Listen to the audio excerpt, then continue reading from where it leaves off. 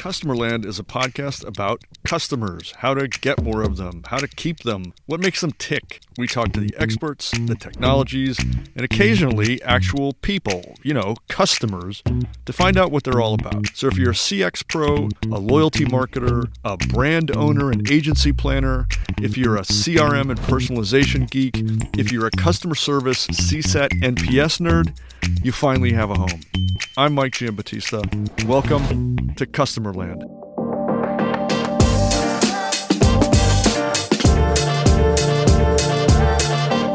So let's just go there. Let's just talk about how brands achieve this, because on the one hand, personalization has become a catchphrase for progressive marketing, but let's talk about what it really means practically and what you and your team at 84.51 are driving at.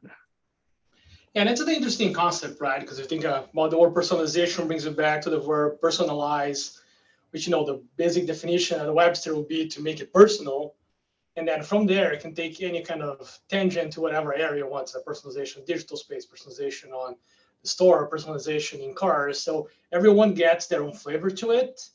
So the important thing here, as we define personalization, I think, is what is the perspective that you want to bring to the conversation? And for us at 84.51, that perspective is the customer's perspective. Is how can we have a very customer-centric approach to what we're doing? Because that defines the problem, right? Then our problem here is how can you personalize to create a better experience for the customer? How can you personalize to meet the customer where the needs are? How we can personalize to make sure we are not doing no harm to the customer. So all those facets only exist on the scope of you have the customer in the center of everything. And from there, you can start formulating your strategies, formulating your science, and using the data then to supply what you need to be able to cater to your customer. So you've just opened up another 30 subjects that we should probably talk about, but may not get to today. But, let's just start with companies that are might be struggling with their own definition of customer centricity. What does that really mean? It's nice to say that you're a customer centric organization, but there are some really practical things that would kind of, I would say, tell the tale if you're genuinely customer centric or not. How does that play out with your operations? I mean, what do you look for with one of your clients? And I know some of your clients, in fact, maybe it would be helpful just to talk a little bit about your client base, because it's impressive and I think adds some credibility to this whole conversation. Yeah, so you have a large client base that works with us in both insights and marketing. 84.51 being that retail data science insights media company. We have a hub of Kroger as well as CPGs, agents and publishers and partners to create that valuable experience for the shopper across the path of purchase. And then it kind of becomes like a path, right? It's like, how can we bring the customer to conversation as we talk to our partners? How we can bring the data, and the way that comes to life is through our first party data. We have, one every two households in the United States, we have them as customers. We have more than 2 billion transactions that we can leverage to understand how we can cater to our customers, and then leverage that information. The one big differential for us, not only you can say at a point in time how people behave, but also over time. So that longitudinal view is important to say how people, how do they shop on store, how they shop in digital, how do they shop, what do they prefer. Some people, only go to store. Some people like to have a mix of delivery and digital. And all those come to consideration as we're creating the experience for them, right? And for example, we have our very loyalty customer, and this conversation is going to go very loyalty because that's kind of my area, so apologize for that in advance. But so we have a very loyal focus here, because we know that loyal customers usually are 10 times worth a new customer, because they've been there, they've been with us, they have that engagement, they had a relationship with us. So when you think about that, then how can you cater an experience that would make them happy, that would improve their lives, that make their life easier? So the making the life easier, it's a very big focus of us here. Can I ask a couple of questions there? Because I think you brought up something really, really interesting. the data point, a loyal customer is 10 times more valuable than a non-loyal customer. Can we just talk a minute about how 84.51 defines a loyal customer? Because there's a whole spectrum of loyalty out there, from I sort of like you to I'm bonded to you and would die for you, and Mhm. all kinds of things in between. But how does 84.51 look at that? What are those criteria to define a loyal customer? Yeah, we actually have a specific, we look at the data to break the customers both on depth of engagement, frequency of engagement, and then start understanding what segmentation they fall to say, okay, what are the people that are kind of like coming into Kroger, or the people that are customly engaging with us at Kroger at the different areas. And we can see throughout those segments that people will vary on like the store. And as you get more and more loyal, you start, investing more in areas of the Kroger universe. And that's kind of a starting point, right? And then from there, you're gonna start saying, okay, how can we make sure that we're rewarding them? How make sure we understand where they are in the process and making sure that we're giving something that they will enjoy. And then we use the same data then to understand, okay, what do you behave? How do you shop? And just to bring an example, for example, we have what we call the best customer communication series. And every month we send either an email, it's coming either email, direct mail that goes to around 11 to 12 million people. And you have 12 different coupons that are unique for you based on what you shop. And the goal here is, you being a customer with us, want to make sure that you're getting a reward from that and getting the stuff that's relevant to you. So the relevance is important, especially if you think loyalty on a marketing funnel being more on the lower level of the funnel. You really want to have that engagement. You really want to have that, okay, you reward you, but as reward and creating that connection, you see more engagement, which then to the business sides, for the customer side means, I'm getting what I want from this. I'm getting my needs met. And then for the business end, like we have more engagement, we have incremental sales, or incremental visits, whatever may be the metric that we're looking to find on that side. And then it fuels, as we have more and more over time, we have more people receiving those because we have a better a better base group of customers that are involved in that and have enough, of the engagement with us to receive such communication. Right. Um, I'm jumping topics here a little bit, but it's all kind of mashed up in my head Yep. based on this theme. But um, I was talking to somebody not too long ago who ran essentially it was a personalization technology company. They their entire value proposition was, we'll help you understand your customers by going through the data, and we've got technology to help you deploy messaging based on that personalization. And one of the interesting things he said, first of all, you can't use my name. This is very off the record, and please, please, please don't mention my employer. Um, but he said, there's at the brand level, everybody understands and wants more personalization. Everybody gets it. There's a kind of a known expectation that, look, the more I know about my customer, the better I can serve them. But he was talking about brands that may not have had the kind of nuanced understanding of what that really means. And he had a couple of clients, and he kept talking about this one in particular, that were like, listen, we want to know everything about our customer. We want to know everything there is to know about them so that we can service basically their entire lives, in a 360-degree way. And he said, whereas we can do that, his company's technology could understand literally a 360-degree view of it. But he said, just between you and me, the juice isn't worth the squeeze. You spend an awful lot of money and time and energy and effort to gather all this data that, one, a lot of it you just can't use. There's just so much data you can't really use it. And two, it very quickly crossed from functional personalization into things that were kind of questionably over the line in terms of data privacy. And I know that 84.51 has, listen, you have Kroger and a handful of other top clients. You've navigated this really, really well. But, where is that threshold? Where is that, how much do we need to know about a customer in order to have a functionally healthy relationship with them? Is there, I mean, let me just put it out there. Where is that threshold? Where do you determine how much you need and what kinds of data you're looking for? So that's an interesting concept, because I think in my head, I would not have the same path to get there, right?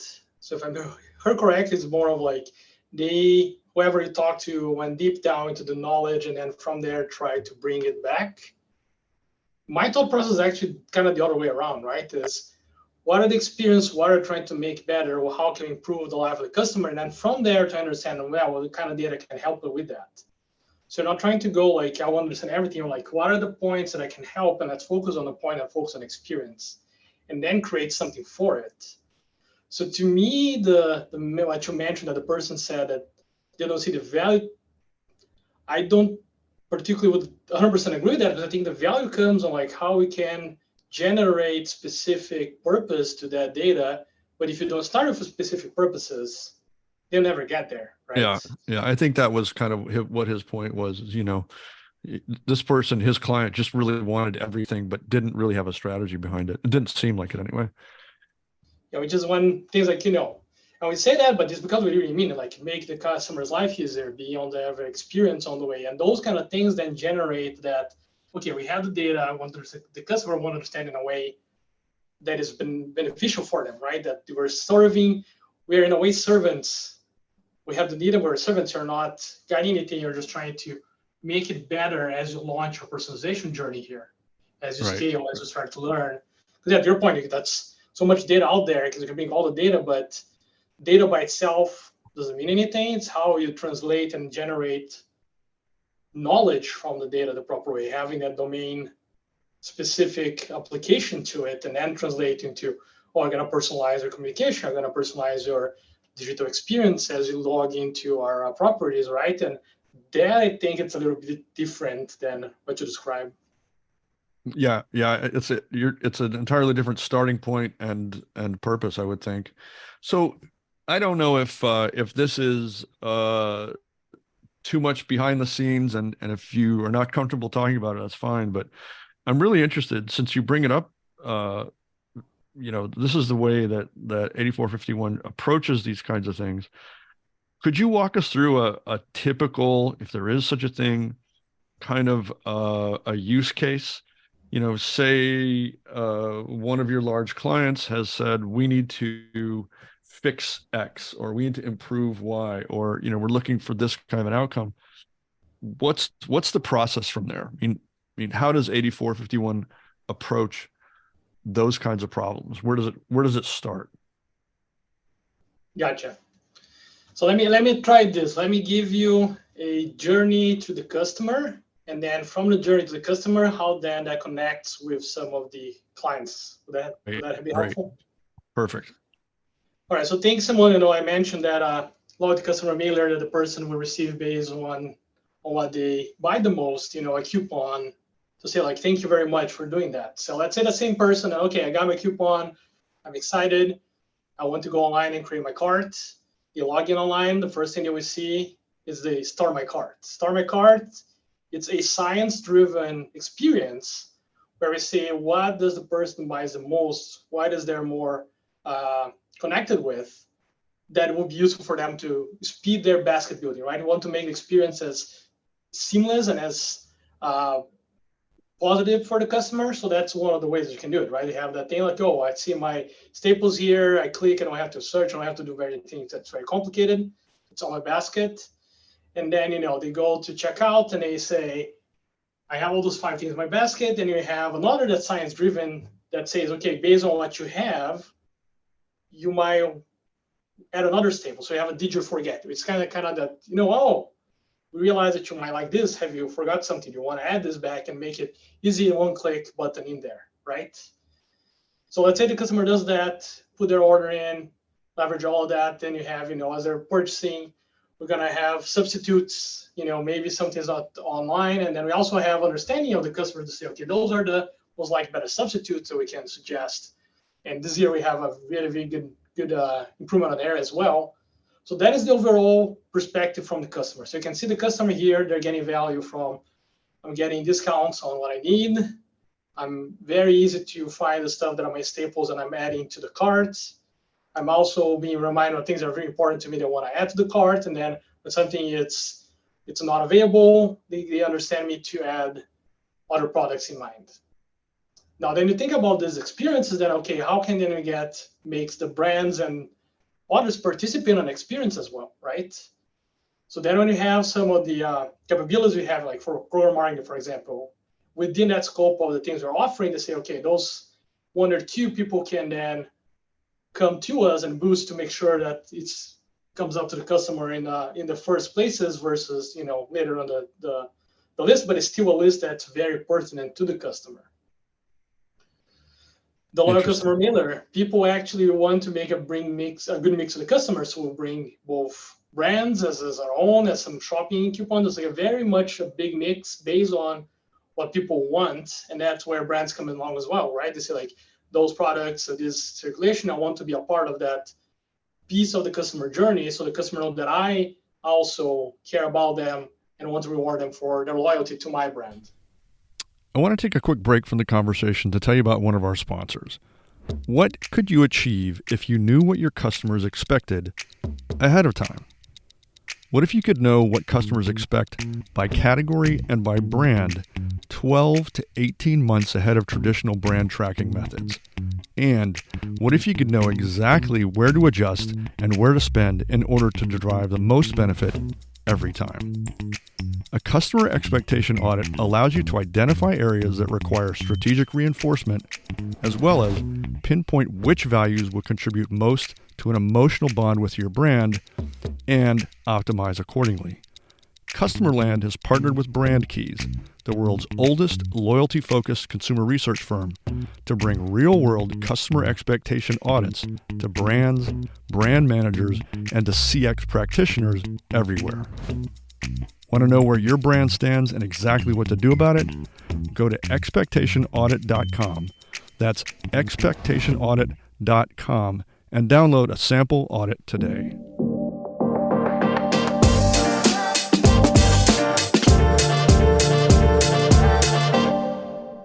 So what you're talking about here is a lot more than just creating insights from data. You're generating tactics and strategies beyond that. And it seems to me that that in order to pull that off, 84.51 has to interact with deep integration with whatever the CDP is there. You'd probably be interacting with the UX team on how to actually drive those interactions on mobile apps or whatever digital space they're talking about. All the way very down much to collaborative effort here. It's like we're all working together to solve, create, and improve experiences, right? That's a big undertaking, and that's where the fun is, right? It actually is. I think you jump to the point there. It really is where the fun is. That's where the magic happens. If you can kind of take those insights and turn them into actions. I mean, I don't have to tell you this, but I will, just for the sake of this conversation, that forming a bond, let's just call it loyalty, it's about more than just the correct communications at the correct time in the correct place. There's what you're hoping for, I think, ultimately is something that transcends the rationality of here's the next thing I should buy on into something that feels a lot more like an emotional bond. That's that is I feel about this brand, this store, this product, this item. Yep. And that's a really difficult thing for a lot of brands to kind of get their arms around. I mean, yes, it's data at the core of it, but how do you advise clients to take that idea of customer centricity beyond just the physical transactional things into things that might feel more like the emotional realm? Yeah, and I think that's when I think about all aspects of how can the transaction become an emotional connection here, right? Right.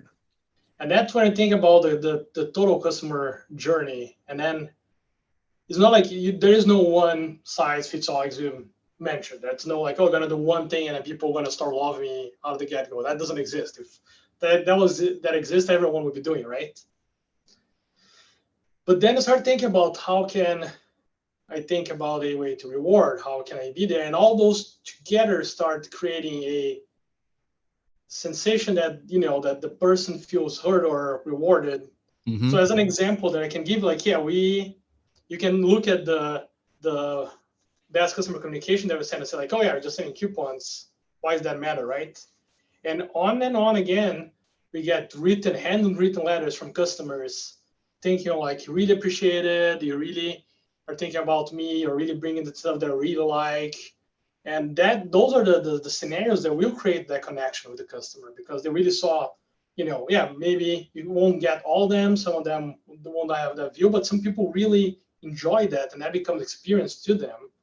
And everyone will have a different experience. So the more you can think across the land, how can we make it easier, make it faster, make it very centric to what they're buying? I think that's when you start creating a more holistic view of a connection beyond just a transactional of the everyday piece. I don't think anybody would argue with the kind of the theories behind that.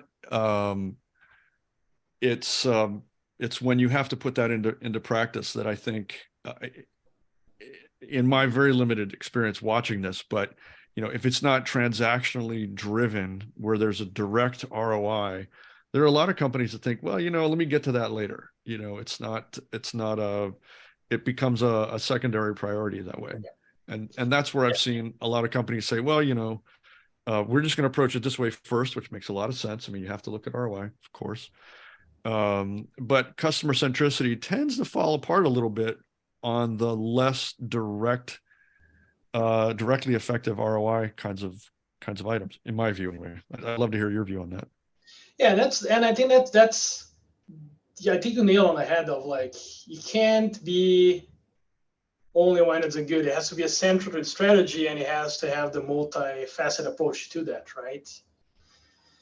So, for example, one of the things they're doing, and I understand that the notion of the ROI, but sometimes you actually get ROI of things that are counterintuitive at the first glance, right? So, for example, we have a science that determines what kind of frequency people want to get their email communication, because we know some people want to get 1, some people want to get 0, some people want to get 5, and anything that's outside of the threshold, it's not going to be a pleasurable experience for them.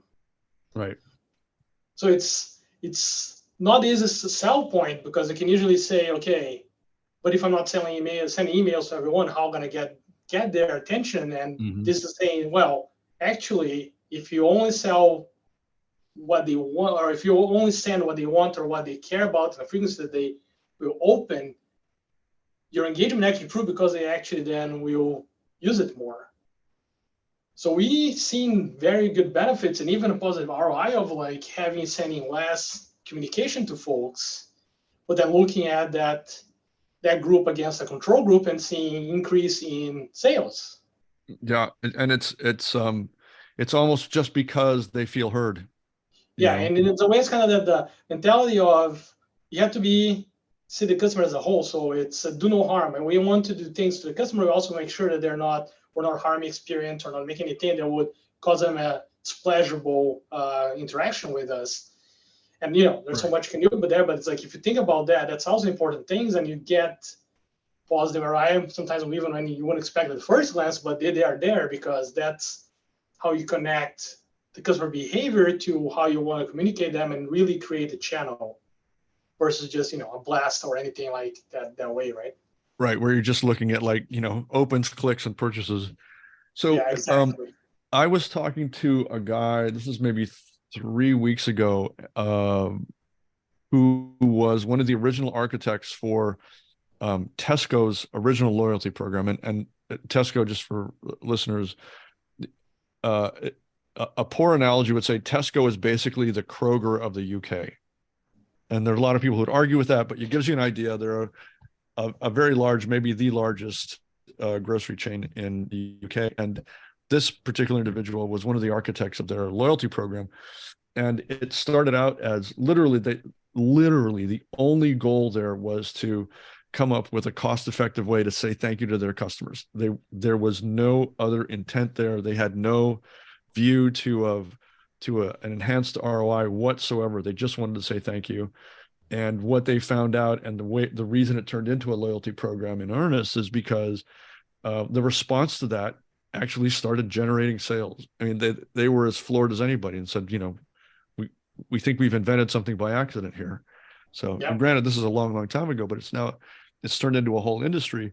The point being, though, that um, in approaching loyalty in something other than a direct ROI method, resulted in a huge amount of customer goodwill, which then in turn resulted in increased sales and basket size and frequency and everything else. Yeah, and going back to the infographic we were talking at the beginning of the conversation, that's where we're saying like actually the personalization pays off. You have the sales uplift, you have a personalized experience generate more sales on a non-personalized, you have the average digital order value coming up. So those are all because we're making a better experience, and in a way it's the customer rewarding you as well for creating that connection. And then that comes in ways of more engagement with the retailer and the brands, and that translates into more sales and better results overall. So I want to finish out this conversation, which I really hope we get to continue at some point. But um, because you sit at the center of the data that's driving so many loyalty and personalization decisions out there, and you get to see how brands are actually using data that you generate and the insights you generate.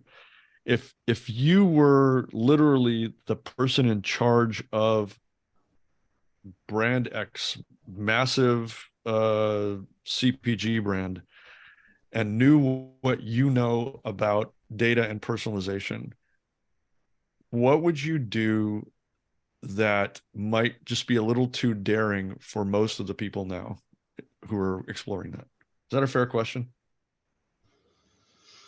Trying to understand, won't be too daring to think.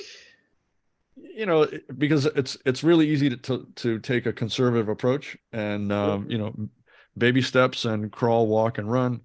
But maybe based on things that you see where you are, sometimes a more aggressive approach is warranted. I just wondered if something like that shows up in your world.